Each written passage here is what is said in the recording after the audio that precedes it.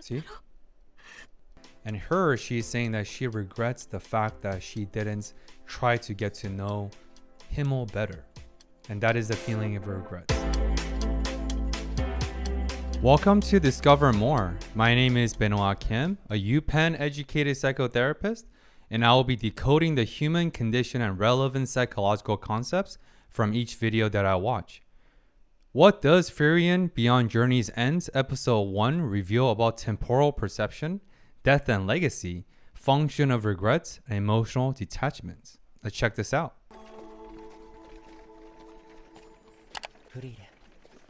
She must be the immortal elf reading a mage book.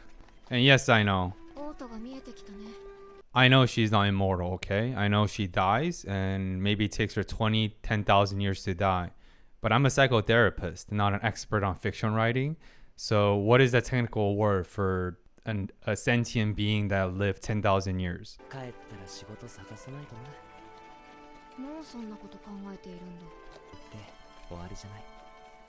So this is interesting that the human companion is saying that he needs to think ahead about the future. We call that forward thinking about what's to come, what do we have to do, our preparation and the work that's ahead of us. But Frieren, the immortal, air quote, or the long-living elf, she questions, oh, you're already thinking about that.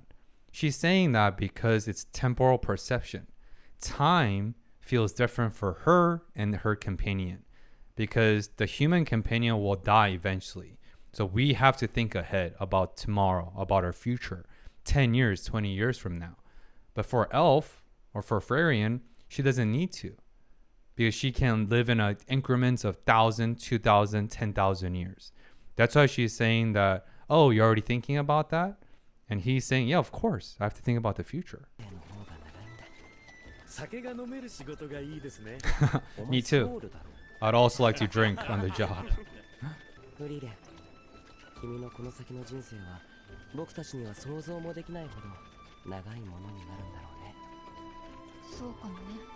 Even since the get-go, Frieren's emotional expression seems more constricted. She's not as animated. Even her tone is more monotone. She's not as expressive, and there's less tonations in her voice and her responses. She almost comes off as aloof or not caring as much. And that could be because of her intentional purpose of trying to be emotionally detached from her companions because she lived such a long time. And she experiences grief and death and the loss much more frequently on a larger scale than humans do. So interesting observation that I wonder if she is purposely retracting her emotions to trying to get disengaged and detached from her companions to make sure that she doesn't get too sad. Because when you're sad all the time over the course of 10,000 years or whatever lifetime, you get numb to it. But the pain is still there.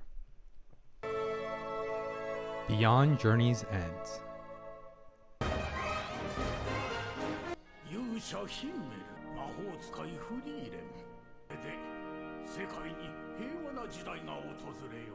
Obviously, this is my first time watching this, and it's interesting they're saying that now we can enter the era of peace. That's usually foreshadowing the fact that it's not going to be a lasting peace. I'm just guessing. And also, when you defeat a common enemy, because I'm also a veteran for the United States Army for 6 years, when you defeat a common enemy, sure, there is a temporal or temporary peace, but it's temporary. It's not lasting.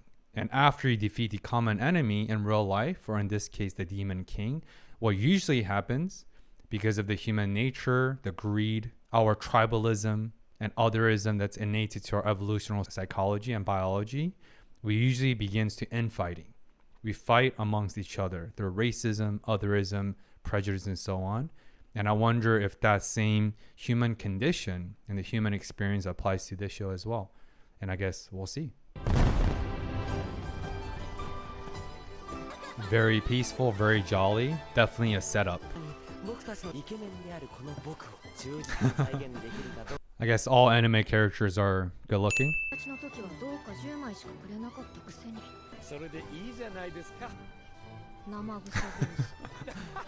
Everybody loves free stuff, food or drink or otherwise. Or is it? 僕たちの冒険はこれで終わりだ。10年ですか。ヒンメルとアイゼンが王様に。下手したらあそこで冒険終わってたよね。ハイターが二日酔いで役に立たなかったこともあった。ダメか。週に一度はそうだったからね。その点私は優秀。I've been sober from alcohol for about 4 years for my own personal journey, but I'm not against alcohol or any substances for that matter. But let's make sure that it does not cause impairments, and it's never a problem until it becomes a problem. And every alcoholic, since I'm still in recovery, even 4 years later, that we never think it's a problem. We never think it's a big deal. We're high functioning. We're doing well. We have a job. We have friends and communities. We're plugged in, aren't we? But then addiction is insidious. And I do know that a lot of priests and a lot of fathers, they do drink a lot because of other practices. But just an I know. この絵置いてかない。でも楽しかったよ。僕は君たちと冒険ができて。短い間だったけどね。短い? It was a mere 10-year journey. I just got some goosebumps. It's similar to what I just said earlier. Increments or the perception of time or temporal perception, it's dramatically different for Frieren, the long living elf, versus other companions, in this case, the human. That's an entire decade we spent adventuring together. And for humans, there's how many decades? 7, 8? If you're lucky, and maybe 9 decades. 90 years is a long, long time. That's almost a century. But for this elf, for Frieren, it's only 10 years. What's the big deal? It's like blink of an eye. Very interesting. Temporal perception. 10年だぞ。ハイターを見ろ。すっかりおっさんになってしまったぞ。What a diss. 元からでしょ。 Oh, wow. Even worse. 50年に一度の流星が。 Wow. 平和な時代の幕開けにはちょうどいいな。綺麗だな。街中だと見えにくいね。 This is my random intrusive thought. I'm having a lot of coffee, so maybe that's why. But can anyone share in the comments why falling stars, or when did falling stars become a symbol of peace and good luck? Right? Americans believe that way. We all wish and pray and make wishes for falling stars. And anytime there is a large or unique phenomenon of falling stars in the world, it's a massive deal in the news, in the mainstream media. And we all look for it. We pray about it. We make wishes. But why is that? And when did that become a thing for the symbol? Just curious. 人が感動しているんだ。空気を読みたまえ。何？いや、なんでもない。 Very peaceful. For now. これからどうするつもりだ？魔法の収集を続けるよ。100年くらいは中央諸国を巡る予定だから。 I'll be traveling for the next 100 years or so, and I'll stop by once in a while. Bro, most of your companions are going to be dead. So you're not going to be able to see them very much. But again, temporal perception, right?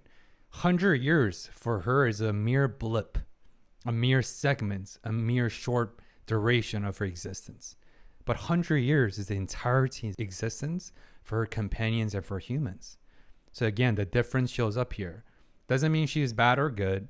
It just means her reality and her existence and her time perception is dramatically slower and different than her companions and us, humans, of course. エルフの感覚はわかりませんね。50年も100年も彼女にとっては些細なものなのかもしれませんね。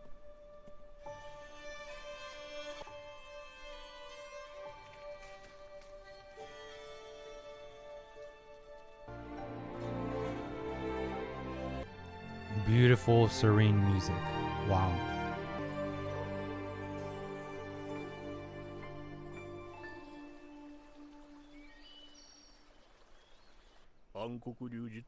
$230そういえば魔王城で拾ったやつ。なんか邪悪なオーラみたいなの出てるけど、人体2回は見えない。わかんない。わかんない。 Looks pretty evil. もうすぐエーラ流星の。前来た時とだいぶ街並みが違うの。確かここら辺。ヒンメル。老いぼれて。So all those flashes of different frames and different, I guess, chapters, the winter, when she was floating, casting a spell, when she was suntanning in the summer, I'm guessing those are like decades have gone by.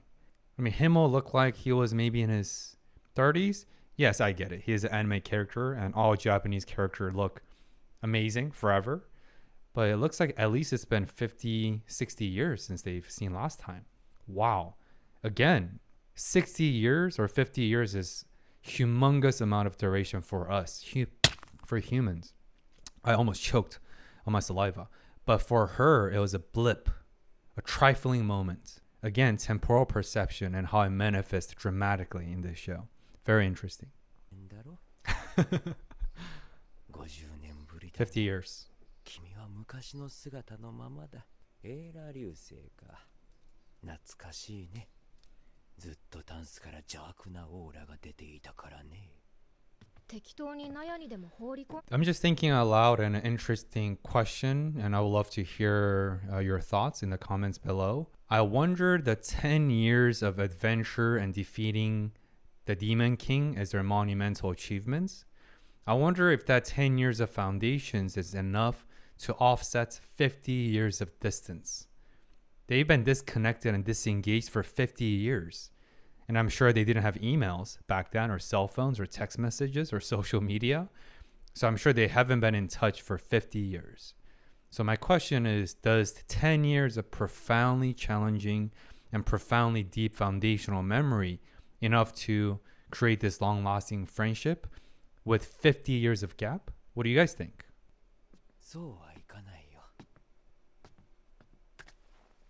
僕にとっては大切な仲間から預かった大事なものなんだ。I guess to answer my question. 返すべきものだったんだ。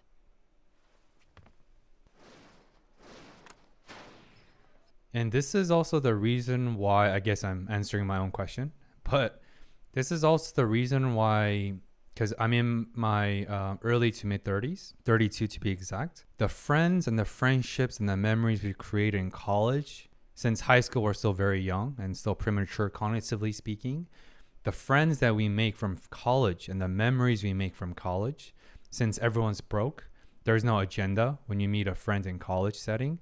There's nothing we can really do for each other besides having fun, drinking, creating fun memories, blacking out together, and studying together. That's about it. So college friendships, generally speaking, are more pure.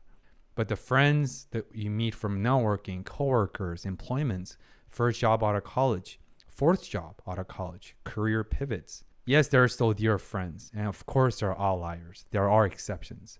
But generally speaking, the friends and the memories you make in your earlier stage of life, we tend to cherish them more. I'm sure you know people in their 40s and 50s who still think back and relive their amazing memories from high school and college days. And this is exactly why. 大層なものじゃないんだけどな。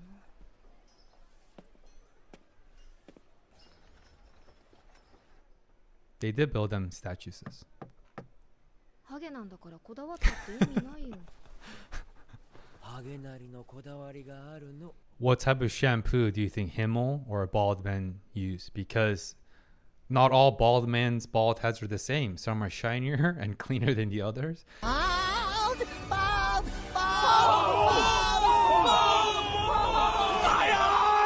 What shampoo does he use? エーラ流星を見に行こうか。ずいぶん貫禄が出たね、ハイター。頭撫でんな。アイゼンはあまり変わっていない。よく見える場所ってどこなんだ？今から行くんですか？だからここから1週間くらい歩いて。たく、老人を酷使しようって。A week's walk? Come on, you're telling me that Frieren, this seemingly immortal, forever living elf mage, don't have a flying spell for them? They have to literally walk for a week? That's a lot of cardio. 何もかもが新鮮で。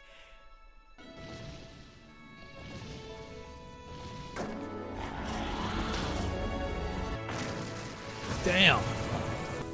Pretty OP. その美しい思い出の中にはいつも I have a feeling, and even with this, the sentimental music sounds like Himmel. I'm guessing the human companion is coming to an end.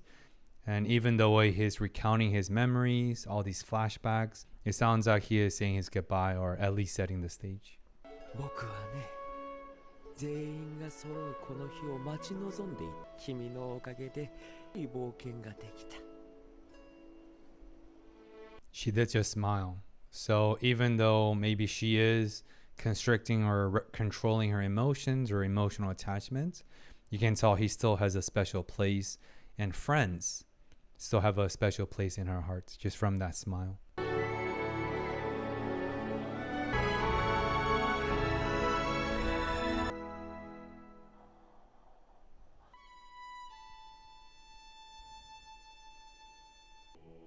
Ah, I see. Call this.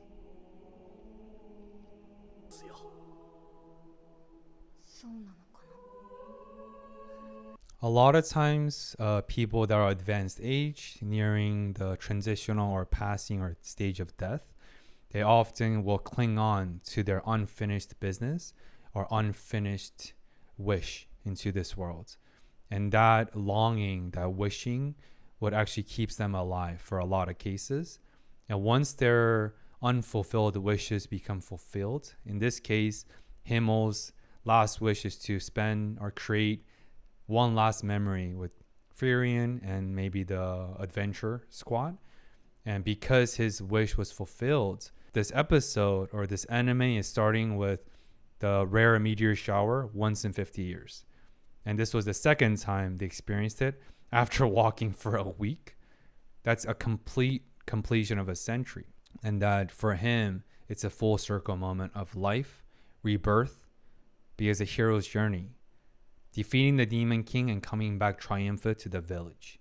And now seeing their companion for one last time with the exact same hallmark of meteor shower, it concluded his dying or unfulfilled wish.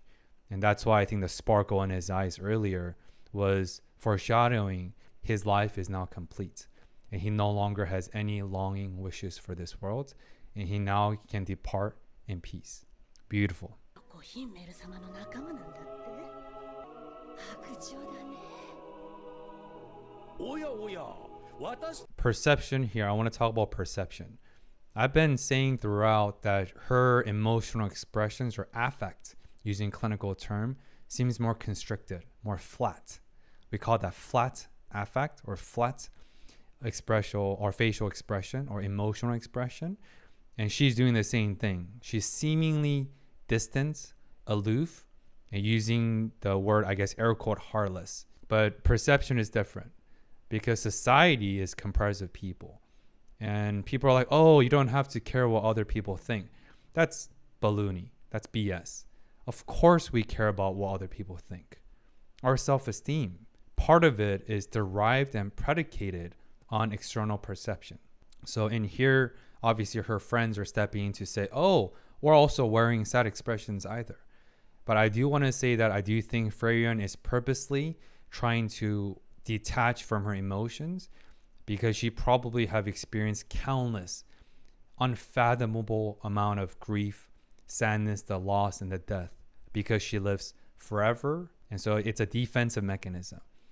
And we can't really say it's good or bad. Yes, it can be unhealthy because we need to sit with and process our emotions. We cannot hide and lock away our emotions forever. But in this case, it is her defense mechanism because it sounds like she doesn't know how to deal with her emotions because she lived such a long time. And another nuance is people do process grief differently. Some people talk it out loud. Some people see a therapist. Some people journal. Some people just want to sulk for a little bit, cry a little bit, express it, and then maybe get to more healing process. So grief and healing process does look different for everyone. And we can't always judge based on what we see. Because what we see from others is not always a reality. And I think this humility is very important for all of us. もうしていませんよ市長は真面目にやれって言いたいですな Good friends. The little mouse thing that they showed about Frieren is she was sighing. I couldn't really hear it in the audio, but I think she was letting out a sigh, which shows that emotions and grief and the loss does impact her. Grief and emotions are universal. It is a universal living experience for all of us, all sentient beings, humans, elves, I guess dwarves here, or even cats, because I have 2 cats. Emotions are universal for any living experience. だって私この人のこと何も知らないし、たった10年一緒に旅しただけだし。 We only traveled for a mere 10 years. This is another compensatory or compensation mechanism. She is suppressing her emotions, and she's justifying that she shouldn't feel sad. She's self-justifying that this is not a big deal. Who cares?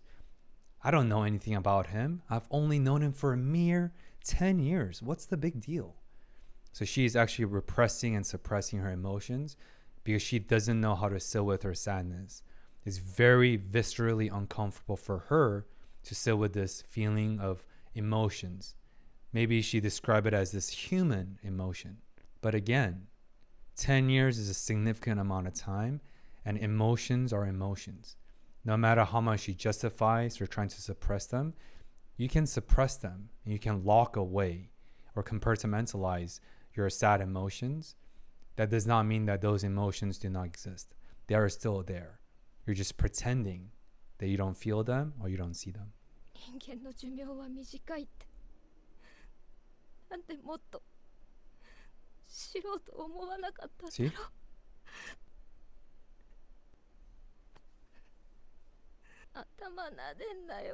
I want to briefly talk about regrets or the function of regrets.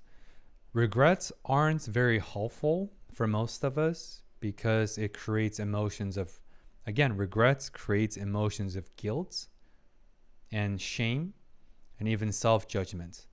Oh, why didn't I do this? I could have done better. Would have, could have, should have syndrome. And she's saying that she regrets the fact that she didn't try to get to know him better. And that is the feeling of regrets. So again, the function of regrets is 1. Regrets are informative and helpful data. We use regrets to empower us, to better us. I have a regret about not doing the right thing with my parents last year when we hung out for Christmas. I was mean to them. I was more short-tempered. I wasn't as good of a son as I could have. And I really regret about that. So for this year, I tried better, to be a better son, more understanding, more patient, trying to keep my temper and my reaction at bay, trying to be less trigger reactive. So that's the healthy and helpful function of regrets. It can inform our decision making and make us better. It's a very effective improvement feeling, but it stops there. We don't need to beat ourselves up. We don't need to criticize ourselves. We don't need to feel shameful about what we did because the past is over. Now we are in the present. And who we are and who we become is comprised of who we once were. So all of our decisions and everything we've done, including mistakes and regrets, are part of who we are. They do not define who we are, but they are a part of who we are. So we need to accept that with grace and self-compassion. And so regrets are helpful data, but that's it. Let's not beat ourselves up because of regrets. But I'm curious to see how Frieren uses her regrets to improve herself and her emotions. We shall see. 2人とも顔をよく見せて。どこか悪いの？長年の酒がたたりましてね。天罰だな。に酒でも備えてください。ハイターは死ぬのが怖くないの？たちは世界を救った勇士。そのために私はあなた方と共に戦ったのです。なんだサポーズ。For the bishop to say that, I only fought alongside you and I only joined the party to defeat the demon king to save the world is so that I can go to heaven. I'm guessing that's a part of self-deprecating humor that the bishop uses. And usually people who are confident enough to say things like that about themselves, which usually means the opposite. I'm sure she fought it for the good reason. Otherwise, he will not be a priest and a bishop in this case. 魔法収集の旅か。私はもっと人間を知ろうと思う。そうか。それで一つ相談なんだけど。勘弁してくれ。もう斧を触れるような年じゃないんだ。そんな顔するな、フリーレン。方が案外長いもんさ。Even her request to ask him to join her party to defend her, again, it's temporal perception or time perception. For her, it's not that she is naive. She genuinely, fundamentally, and cognitively does not understand that time works differently for her and everyone else. She just assumed it's only been 50 years. You're a dwarf. You look the same because your beard covers your entire face. Of course, you're still a strong warrior, powerful warrior. But that's not the case. The single most powerful equalizer that equalizes everything, our privileges, our disadvantages, our advantages, everything in between, is time. Time is single-handedly the most powerful equalizer. It puts us in the even ground. I guess except for her, because she lives a very long time.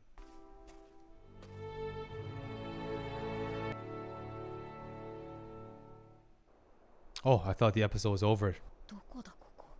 I'm also directionally challenged. I literally missed a biomarker in my brain that gave me this spatial mapping that allows me to navigate directions.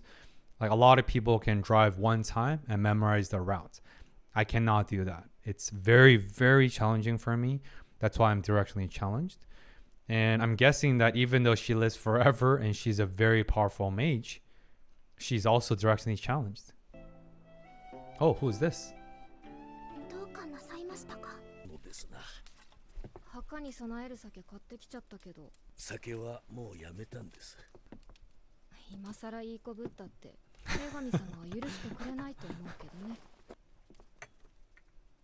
ありがとうございます。あの子はフェルンと言います。フリーレン。なぜ私のところへ？旅先で会う人とはなるべく関わるようにしているからね。So going back to my earlier point about the function of regrets, it shows that regrets is also functional and serving a purpose for Frieren. It sounds like she was really sad and had regret about not getting to know Himmel better earlier. So she spent the last 20 years since Himmel's passing to really get to know the people she's walking with, traveling with, the people in the city that she visits. So even with her, since the get-go in episode 1, she's already demonstrating emotional maturity and a healthy evolution of her personal development. She was able to internalize the regrets, the sadness that she felt, into something practical and actionable, just so that she can minimize and have fewer regrets or fewer similar regrets down the road. And she embodies a very, very great emotional development and personal development. Of course, this is taking her 20 years because time works differently for her, but it might take 20 years for some of us and many of us because everyone has a different timeline because life is hard for most of us, or if not for everyone. 死なれる前に返しに来た。では一つ頼み事を。弟子を取りませんか？フェルンには魔法使いとしての素質があります。Is the next episode or about mentorship and students? Sounds like she might be taking her under her wing, especially as the bishop's final dying wish, which carries immense and enormous significance. And I'm sure Frieren understands that as well. 連れて行ってくれませんか？ごめんハイター。それだけはできない。足手まといになるから。実践での見習い魔法使いの死亡率は知ってるでしょ。そうですか。では別の頼みを。I'll be interesting to see if Frieren changes her mind about Fern, the, I guess, prospective or prospect apprentice mage. A lot of my clients in my clinical work and my psychotherapy practice, many of them go through heartbreaks.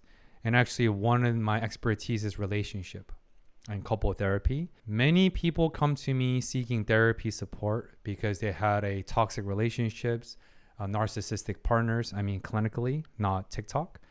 And they're heartbroken. They've been cheated on. They've been hurt.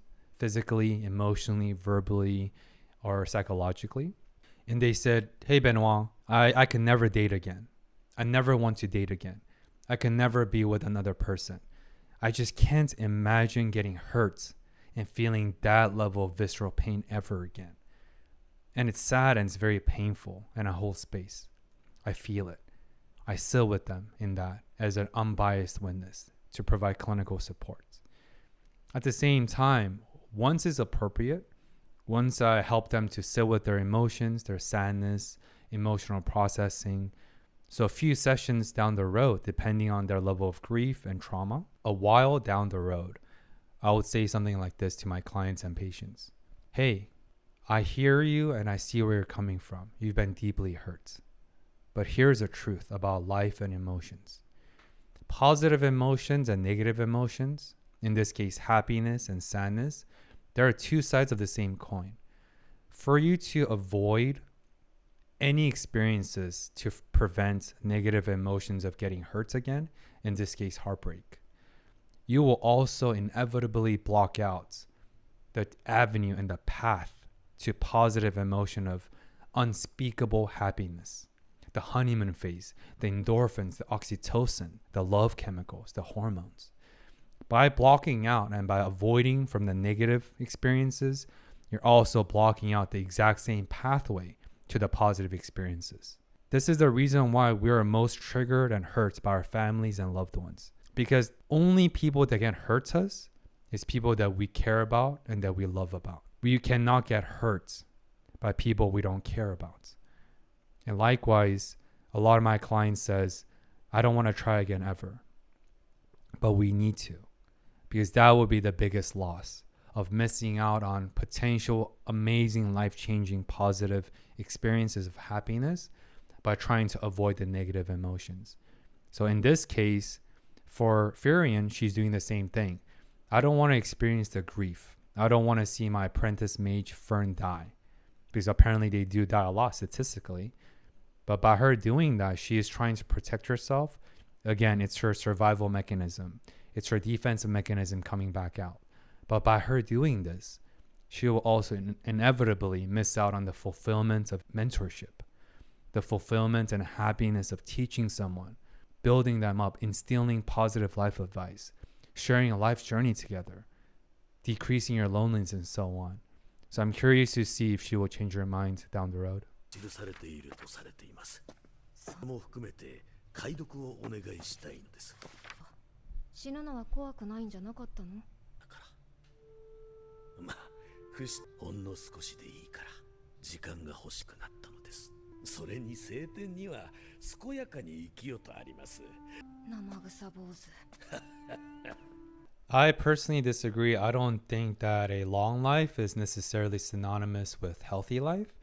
I think it's what we do within the time that's given to us. But just my personal 2 cents. の片手まで構わないので、フェルンに魔法を教えてあげてはくれませんか。まあ、そのくらいなら。She's so tiny. 探すのが大変だったよ。いつも森で修行しているの？存在感が薄いとハイター様からもよく言われます。とても良いことでございますね。やっぱり魔力探知にほとんど引っかからない。あの一番岩を打ち抜けば一人前になれると言われました。 What? ハイターも分かってんじゃん。あれ What? このように魔力が離散してしまい。ねえ、先に一つ聞いていい？魔法は好き？ほどほどでございます。私と同じだ。Again, I don't know if Frieren will actually be a mentor to take Fern under her wing as an apprentice mage, but it's interesting her question. Do you like magic? Reminds me of the book Power of Why by Simon Sinek, a great thinker. We have to start with the power of why. Why are we doing what we're doing? Your North Star, your purpose, your divine calling. And from why, we come up with how. How do we do it? How do we fulfill our why? And from how, you go to what. What can we do concretely to get to the how and get to the why? So we need to figure out our why first. Why are we doing what we're doing?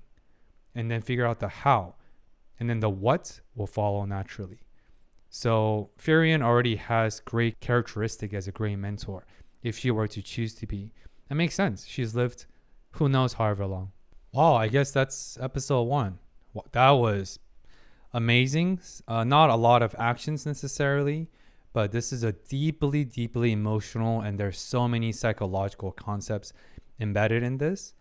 And yeah, if you're navigating similar challenges with grief, with emotional attachments, trying to protect yourself so you don't get hurt based on what happened to your trauma, check out my website at discovermorepodcast.com.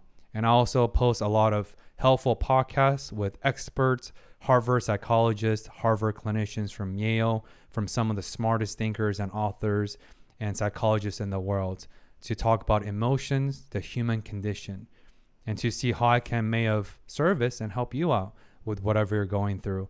And share any comments below. What did you think? This is my first solo reaction ever, going from my podcast format to this. So this is my experimentation. But let me know if this was helpful and brought you any value. And if it did, show us some support by clicking that subscribe button and share this episode with one friend to make their day, because wouldn't you want to create some valuable psychological insights from an anime or any content that we watch? And again, thank you for tuning in. Until next time, we meet on this journey of discovering more. Thank you for tuning in with us and myself and the amazing anime.